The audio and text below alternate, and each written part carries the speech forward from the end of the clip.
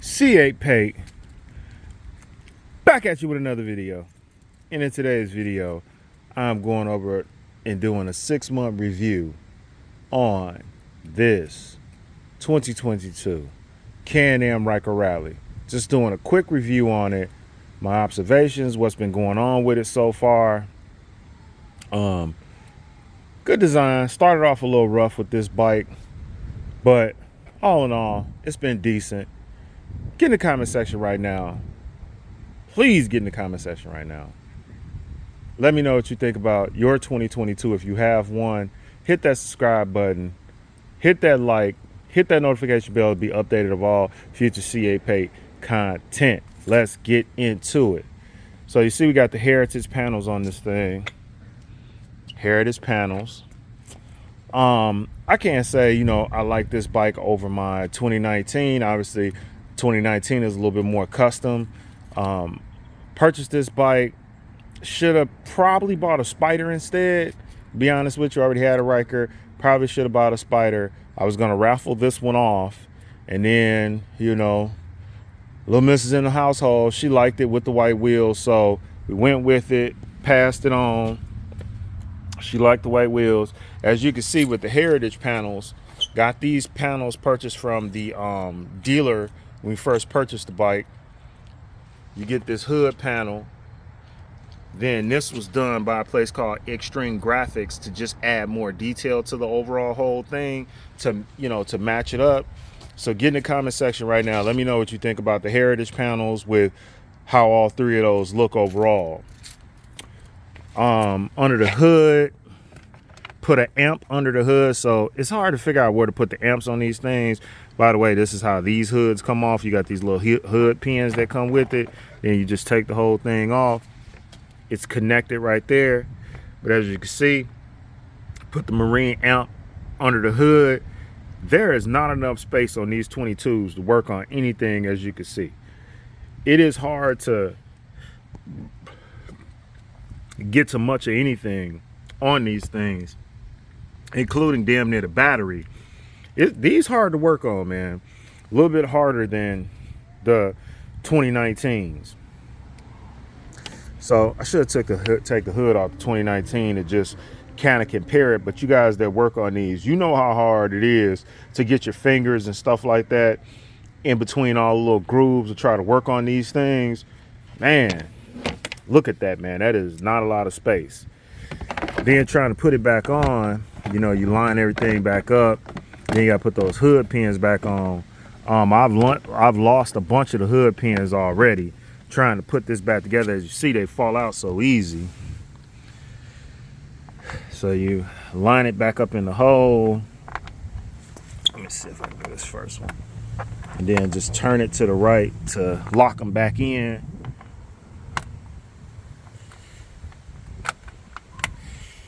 Yep. But definitely had some problems overall in the beginning with the electrical system. So got this radio back here, put these speakers underneath the seat, and this originally was where the amp was at. The amp was under the seat.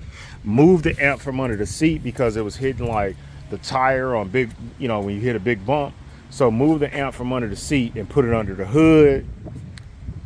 The speakers did come off at one point, so kind of got a bigger, I guess, pole, as you want to call it, or bracket for underneath to make sure that, and rust coated it to make sure that it wouldn't, fall off or have an issue or anything.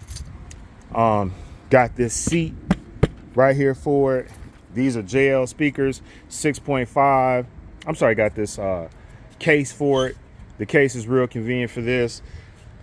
Got this underneath from JL to control the whole thing, but you can pretty much do everything from your phone.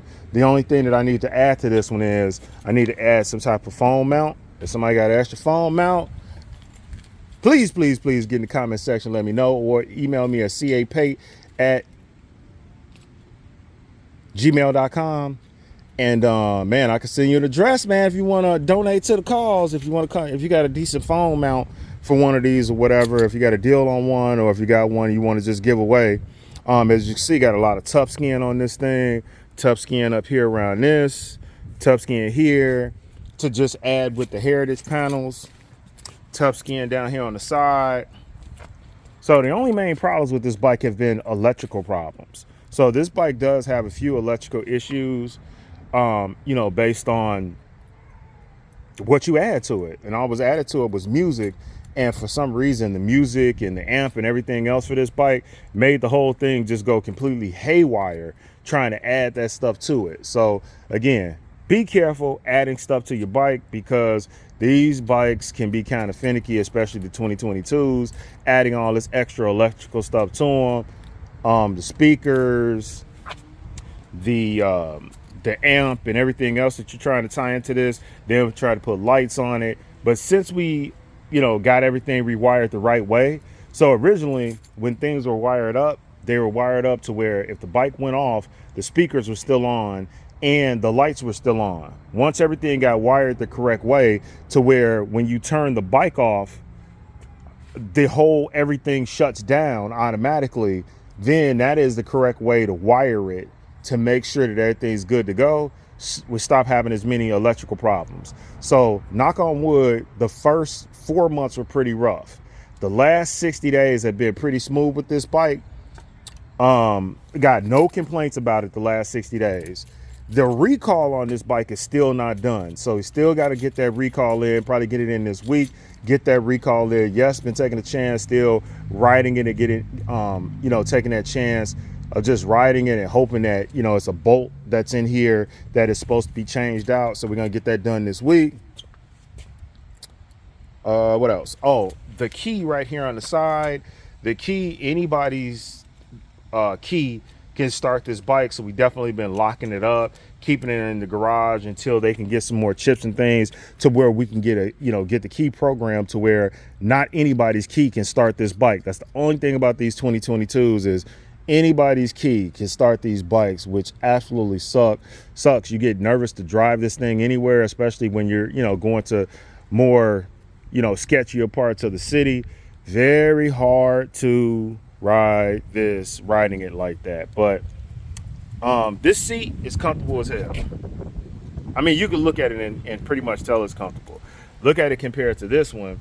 This seat, that's a comfort seat, but that's an aftermarket comfort seat. This is the one that came with the bike. That's a pretty comfortable seat, but it's just not as comfortable as this one. This one is the absolute business right here. This what's up right here. This seat is comfortable. Again, this is an overall nice bike. If I had to do it all over again, I probably would have just bought a Spider, kept the Ryker as a 2019 Ryker, and I would have probably just bought a 2022 or a 2021 Spider, probably that grayish one with the orange poles to it, that F3. That's probably what I would have bought, but I'll probably add it next year. Let the missus keep this one and just, add that Spider, keep the, may or may not, I might actually sell the Spider-Man Ryker. I'm not exactly sure. And then just, keep the Spider and keep this 2022, but I doubt it. The Spider-Man Ryker's been paid off, so might as well just keep it. Got so many accessories to it, but back to this 2022. Get in the comment section and let me know what you guys think about this 2022. Do you like the tough skin that's on it? Do you like the way the speaker system is set up? Nothing hurts my feelings overall of what somebody has to say about this bike or one of my bikes or whatever, because again, it's at the end of the day, you can't hurt my feelings. If I like the bike, I like the bike. If I like the way it looks, I like the way it looks. Some of you guys are getting mad if we talk about the windshield, if we talk about other things about your bike. Some of you guys just get so butthurt. At the end of the day, if you like it, continue to like it. Just because somebody else doesn't like it, don't get all mad and get in my comment section going all off. Beauty is in the eye of the beholder. If you like your bike, man. Some of y'all been getting really, really upset. And on this channel, we just try to keep things real, man. Not people say things about my bike sometimes, something they may or may not like or whatever. I don't get all crazy. I don't get all mad and crazy because somebody said something about one of my bikes. Oh, I think the speaker setup is stupid. hey, my comment back usually is, hey, I appreciate your feedback. You know what I'm saying? Like, hey, thanks for watching or whatever. Man, you guys get mad if somebody say something about your windshield, if somebody say something about the color of your bike or this or that. Don't get mad. Like, yo, you know, again, as somebody once said, negative publicity or feedback is also still positive in some way. At least somebody looking, whether you consider it we hating or whatever it is, hey, say that. But don't just get all, you know, butt hurt and all mad like, oh, why are they talking about my bike? So get in the comment section. Let me know what you think about this 2022 review that I did today. Let me know what you think about, what do people say about your bike? When somebody say something slick about your bike or whatever the case may be, do you get all mad? Do you get all sensitive? I really want to know. Be honest with me, man, because I'm really starting to see a trend with this where people are really getting offended if somebody says something about their bike that they don't like. So hit that subscribe button, hit that notification bell, become a part of this community. C8 Pay out.